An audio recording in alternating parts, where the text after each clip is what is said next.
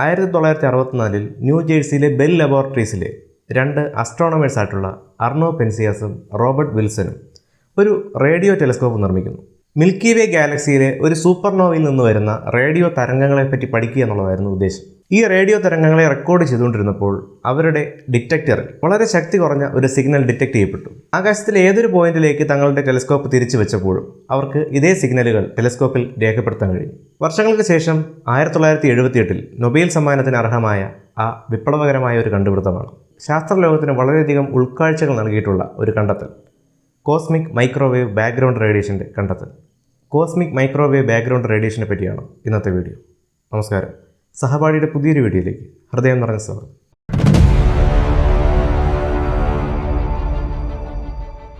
നമ്മൾ ആകാശത്തേക്ക് നോക്കുമ്പോൾ ഏറ്റവും കൂടുതൽ അകലേക്ക് നമ്മൾ നോക്കുന്തോറും കാണാൻ കഴിയുന്നത് കൂടുതൽ പഴയ കാര്യങ്ങളാണ്. നമ്മൾ സൂര്യനെ കാണുന്നു. ശരിക്കും നമ്മൾ കാണുന്നത് 8 മിനിറ്റ് മുമ്പുള്ള സൂര്യനാണ്. കാരണം സൂര്യനിൽ നിന്ന് പ്രകാശം സഞ്ചരിച്ച് ഭൂമിയിലെത്താൻ 8 മിനിറ്റ് ആവശ്യമാണ്. അതുപോലെ തന്നെ സൂര്യനോട് ഏറ്റവും അടുത്ത് കിടക്കുന്ന ഒരു നക്ഷത്രം 4 പ്രകാശവർഷം അകലെയാണ്. പ്രകാശം ആ നക്ഷത്രത്തിൽ നിന്ന് ഭൂമിയിലെത്താൻ ഏകദേശം 4 വർഷം എടുക്കുന്നുണ്ട്. നമ്മൾ ഭൂമിയിൽ നോക്കുമ്പോൾ 4 വർഷം മുമ്പത്തെ നക്ഷത്രത്തിൻ്റെ രൂപമാണ് കാണുന്നത്. അങ്ങനെ നോക്കിയാൽ ഇന്ന് നമ്മൾ ആകാശത്തേക്ക് നോക്കുമ്പോൾ കാണുന്ന ഏറ്റവും പഴക്കം ചെന്ന ഒരു വസ്തുവാണ് കോസ്മിക് മൈക്രോവേവ് ബാക്ക്ഗ്രൗണ്ട് റേഡിയേഷൻ എന്ന് പറയും. നമ്മുടെ പ്രപഞ്ചം ഉണ്ടായതിനെപ്പറ്റി പല സിദ്ധാന്തങ്ങളും നിലനിൽക്കുന്നുണ്ട്. അതിൽ ഏറ്റവും കൂടുതൽ തെളിവുകളുള്ള ശക്തമായൊരു തിയറിയാണ് ബിഗ് ബാങ് തിയറി അല്ലെങ്കിൽ മഹാവിസ്ഫോടന സിദ്ധാന്തം. 13.8 ബില്യൺ വർഷങ്ങൾക്ക് മുമ്പ് ഒരു പ്രോട്ടോണിൻ്റെ വലുപ്പത്തോളം മാത്രം ചെറിയ പ്രപഞ്ചം വളരെയധികം ചുരുങ്ങിയ സമയം കൊണ്ട് വികസിക്കുകയാണ്. ഈ ഒരു വികാസത്തിലാണ് ഇന്ന് നമ്മൾ പ്രപഞ്ചത്തിൽ കാണുന്ന പല മാറ്ററും ആൻറ്റി മാറ്ററും ഡാർക്ക് മാറ്ററും ഡാർക്ക് എനർജിയെല്ലാം ഉൾക്കൊണ്ട ഒരു പ്രപഞ്ചമായി മാറുന്നത്. ബിഗ് ബാങ്ങിന് ശേഷം കുറച്ച് ലക്ഷം വർഷങ്ങൾ വരെ പ്രോട്ടോണുകൾ ഉണ്ടായിരുന്നു, ഹീലിയത്തിന്റെ ന്യൂക്ലിയസുകൾ ഉണ്ടായിരുന്നു, അതുപോലെ ഇലക്ട്രോണുകൾ ഉണ്ടായിരുന്നു, ചില സ്വതന്ത്രമായിട്ടുള്ള അടിസ്ഥാന കണികകൾ ഉണ്ടായിരുന്നു. പക്ഷേ ഇപ്പോൾ മാറ്റങ്ങൾ രൂപപ്പെട്ടിട്ടില്ല. മാറ്റങ്ങൾ ഉണ്ടാവണമെങ്കിൽ ഒരു ന്യൂക്ലിയസ് ഇലക്ട്രോണുമായിട്ട് ചേരണം. ആറ്റങ്ങൾ ഉണ്ടാകാതെ ഈ ഒരു അയോണുകളായി മാത്രം നിലനിൽക്കുന്ന അവസ്ഥ നമ്മൾ പ്ലാസ്മ എന്ന് പറയാറുണ്ട്. ഈ കണികകളുടെ ഈ ഒരു ഹൈ എനർജി കാരണം അതിനകത്ത് കണ്ടിന്യൂസ് ആയിട്ട് ഫോട്ടോണുകൾ ഉണ്ടാക്കപ്പെടുന്നുണ്ടായിരുന്നു. പക്ഷേ ഈ ഫോട്ടോണുകൾക്ക് ഈ ഒരു തീഗോളത്തിനുള്ളിൽ നിന്നുകൊണ്ട് കൂടുതൽ സഞ്ചാര സ്വാതന്ത്ര്യം ഇല്ലാതെയാവുന്നു. കാരണം ഇതിനകത്ത് മുഴുവൻ ഇലക്ട്രോൺസ് ആണ്. ഒരു പ്രകാശ കണിക സഞ്ചരിച്ച് പോകുന്ന വഴിക്ക് ഒരു ഇലക്ട്രോൺ നിൽക്കുന്നുണ്ടെങ്കിൽ ആ ഇലക്ട്രോൺ ഈ പ്രകാശത്തിനെ സ്കാറ്റർ ചെയ്ത് വിടും. തൃശ്ശൂർ പൂരത്തിന് ആ ഒരു പൂരപ്പറമ്പിൽ തിങ്ങി നിറഞ്ഞിരിക്കുന്ന ആളുകളുടെ ഇടയിൽ കൂടി നമുക്കൊരിക്കലും ഫ്രീ ആയിട്ട് ഓടിപ്പോകാനായിട്ട് സാധ്യമല്ല. പൂരപ്പറമ്പിന് നടുവിൽ ഓടാൻ ശ്രമിക്കുന്ന നമ്മളെപ്പോലെയുള്ള ഒരു വസ്തുവാണ് പ്രപഞ്ചത്തിന്റെ ബിഗിനിങ്ങിലുള്ള ഫോട്ടോൺസ് എന്ന് പറയുന്നത്. പിന്നീട് ഏകദേശം 3,80,000 വർഷങ്ങൾക്ക് ശേഷം പ്രപഞ്ചം കൂടുതൽ വികാസം പ്രാപിക്കുന്നു. ഈ ഒരു വികാസം അല്ലെങ്കിൽ എക്സ്പാൻഷൻ കാരണം അന്നുണ്ടായിരുന്ന പ്ലാസ്മ അല്ലെങ്കിൽ പാർട്ടിക്കിളുകളുടെ എനർജി പെട്ടെന്ന് തന്നെ താഴേക്ക് വരുന്നു. എനർജി കുറഞ്ഞ സമയത്ത് ഹൈഡ്രജന്റെയും ഹീലിയത്തിന്റെയൊക്കെ ന്യൂക്ലിയസുകൾ ചുറ്റുമുള്ള ഇലക്ട്രോൺസുമായിട്ട് കമ്പൈൻ ചെയ്തുകൊണ്ട് ആറ്റങ്ങളായിട്ട് മാറുന്നു.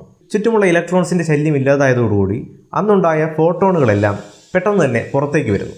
പ്രപഞ്ചത്തിൻ്റെ കൂടുതൽ വിശാലതയിലേക്ക് അത് സഞ്ചരിക്കാൻ തുടങ്ങുന്നു. ഈ പ്രകാശ തരംഗങ്ങളാണ് ഇന്ന് നമ്മൾ പ്രപഞ്ചത്തിൻ്റെ ഏത് കോണിൽ നമ്മളൊരു ഡിറ്റക്ടർ വെച്ചാലും അതിലേക്ക് വന്ന് വീഴുന്ന കോസ്മിക് മൈക്രോവേവ് ബാക്ക്ഗ്രൗണ്ട് റേഡിയേഷൻ എന്ന് പറയുന്നത്. കോസ്മിക് മൈക്രോവേവ് ബാക്ക്ഗ്രൗണ്ട് റേഡിയേഷൻ എന്ന് പറയുന്ന ഈ ഒരു തരംഗങ്ങൾ ഇലക്ട്രോ മാഗ്നറ്റിക് സ്പെക്ട്രത്തിൻ്റെ മൈക്രോവേവ് റീജിയനിലാണ് നിൽക്കുന്നത്. എന്താണ് ഇലക്ട്രോ മാഗ്നറ്റിക് സ്പെക്ട്രം എന്ന് പറഞ്ഞു കഴിഞ്ഞാൽ നമുക്ക് ചുറ്റുമുള്ള ഒരുപാട് പ്രകാശ തരംഗങ്ങളുണ്ട്.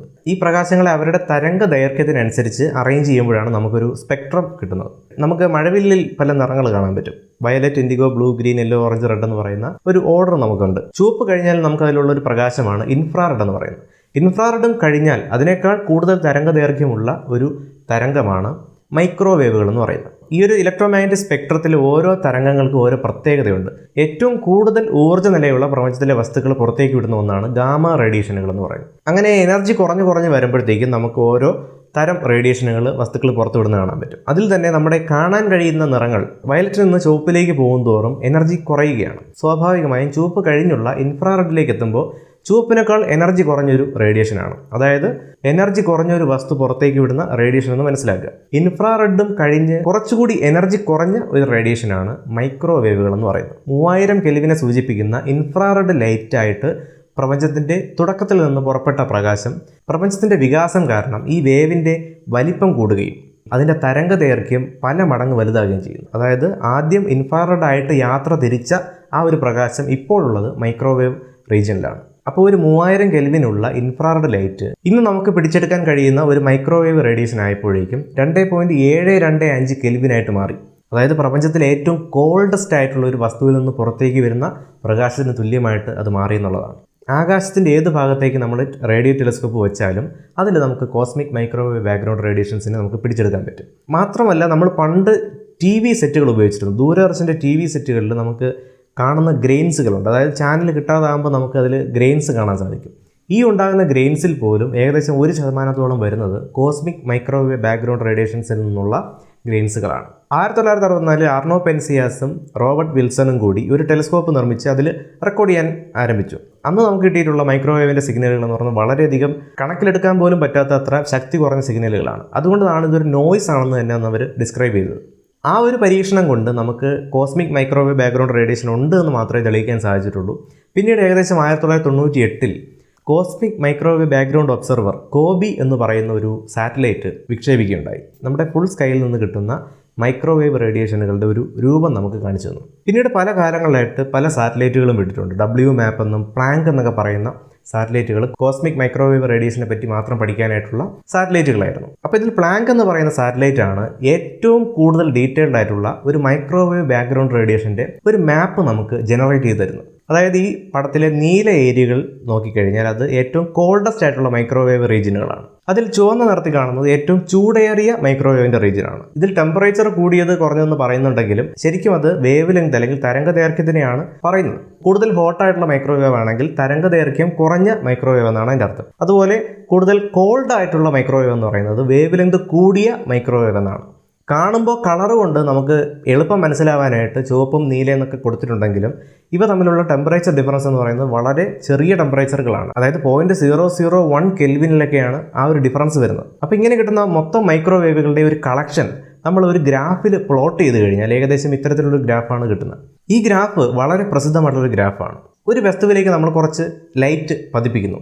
ഈ വസ്തു ഈ പ്രകാശത്തിൽ കുറച്ച് അബ്സോർബ് ചെയ്യുകയും കുറച്ച് പുറത്തേക്ക് വിടുകയും ചെയ്യും. ഒരു കറുത്ത വസ്തുവാണെങ്കിൽ ഈ പ്രകാശത്തിനെ മുഴുവൻ അബ്സോർബ് ചെയ്തിട്ട് ഇൻഫ്രാറെഡ് ലൈറ്റ് ആയിരിക്കും പുറത്തേക്ക് വിടുന്നത്. ഇത് നമ്മൾ ബ്ലാക്ക് ബോഡി റേഡിയേഷൻ എന്ന് പറയാറുണ്ട്. ഒരു ബ്ലാക്ക് ബോഡി പുറത്തേക്ക് വിടുന്ന റേഡിയേഷൻ്റെ ഗ്രാഫിന് തുല്യമാണ് നമ്മുടെ കോസ്മിക് മൈക്രോവേവ് ബാക്ക്ഗ്രൗണ്ടിൻ്റെ ഈ ഒരു ഗ്രാഫും എന്ന് പറയുന്നത്. അപ്പോൾ ഈ ഒരു കാര്യം നമ്മളെ മനസ്സിലാക്കി തരുന്നത് ആകാശത്ത് കാണാൻ കഴിയുന്ന മൊത്തം മൈക്രോവേവ് റേഡിയേഷനുകളും ഒരു കോമൺ ആയിട്ടുള്ള ഏരിയയിൽ നിന്ന് മാത്രം പുറത്തേക്ക് വന്ന റേഡിയേഷനുകളാണ്. അല്ലാതെ പ്രപഞ്ചത്തിൻ്റെ പല ഭാഗത്തു നിന്നും പല നക്ഷത്രങ്ങളിൽ നിന്നും സ്റ്റാറുകളിൽ നിന്നും സൂപ്പർനോവകളിൽ നിന്നും ഉണ്ടായ ഒന്നല്ല എന്നുള്ളതാണ്. ഇത് വളരെ വലിയൊരു കണ്ടെത്തലാണ്. നമ്മൾ ആകാശത്തിൻ്റെ ഏത് ഭാഗത്തേക്ക് തിരിച്ചു വെച്ചാലും ഒരേ തരം റേഡിയേഷനുകൾ നമ്മളെ ടെലിസ്കോപ്പിലേക്ക് വീഴണമെങ്കിൽ അത് ഉറപ്പായിട്ടും പ്രപഞ്ചം വളരെ ചുരുങ്ങിയ ഒരു സ്പേസിൽ മാത്രം നിന്ന സമയത്ത് ഉണ്ടായ ഒരു റേഡിയേഷൻ ആയിരിക്കണം. അതാണ് കോസ്മിക് മൈക്രോവേവ് ബാക്ക്ഗ്രൗണ്ട് റേഡിയേഷൻ നമുക്ക് പറഞ്ഞു തരുന്നത്. അങ്ങനെ പ്രപഞ്ചത്തിൻ്റെ തുടക്കകാലത്തുണ്ടായ ഒരു റേഡിയേഷനാണ് നമ്മൾ തെളിയിച്ചു കഴിഞ്ഞു. ഇനി അന്നത്തെ അവസ്ഥയെപ്പറ്റി കൂടുതൽ എന്ത് ഡീറ്റെയിൽസ് ആണ് നമുക്ക് ഈ ഒരു റേഡിയേഷൻ പറഞ്ഞു തരുന്നത്? നമ്മൾ നോക്കിയാൽ അറിയാം, ഈ ഗ്രാഫ് എന്ന് പറയുന്നത് ഒരിക്കലും ഒരു പ്രത്യേക വേവ് ലെങ്തിലുള്ള മൈക്രോവേവ് മാത്രമുള്ളതല്ല.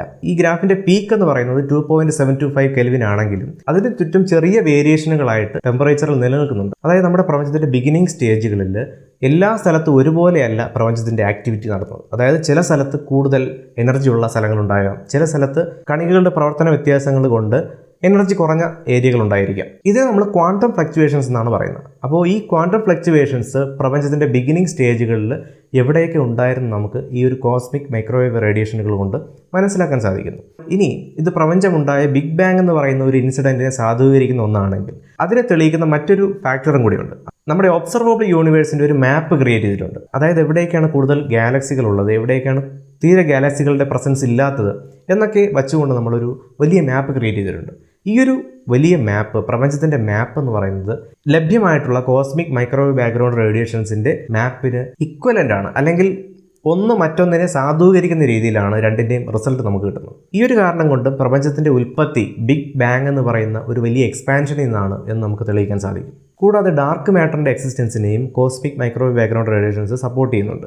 ഇന്ന് നമ്മൾ ഈ കാണുന്ന എല്ലാ മാറ്ററും എനർജിയും ഉണ്ടായത് ബിഗ് ബാങ് എന്ന് പറയുന്ന ഒരു വലിയ എക്സ്പാൻഷനിൽ നിന്നാണ്. കൂടാതെ ബിഗ് ബാങ് എന്ന് പറയുന്ന പ്രോസസ്സ് ഒരിക്കലും പാറപ്പുറത്തിരുന്ന് പടക്കം പൊട്ടുന്ന പോലെ ഒരു പൊട്ടിത്തെറിയല്ല. സ്പേസും സമയവും ഒരേ സമയം ഉണ്ടായി വന്ന ഒരു എക്സ്പാൻഷനാണ്. ബിഗ് ബാങ്ങിൻ്റെ ഏറ്റവും വലിയ തെളിവിനെ കാണാൻ നിങ്ങൾ നേരെ മുകളിലേക്ക് നോക്കിയാൽ മതി. ആകാശത്തുനിന്ന് ഒരു മൈക്രോവേവ് റേഡിയേഷൻ നിങ്ങളുടെ കണ്ണിൽ എന്തായാലും വീണ്ടിരിക്കും. കൂടുതൽ രസകരമായിട്ടുള്ള ശാസ്ത്ര വിഷയങ്ങളുമായിട്ട് അടുത്തൊരു വീഡിയോ കാണാം. Thanks for watching.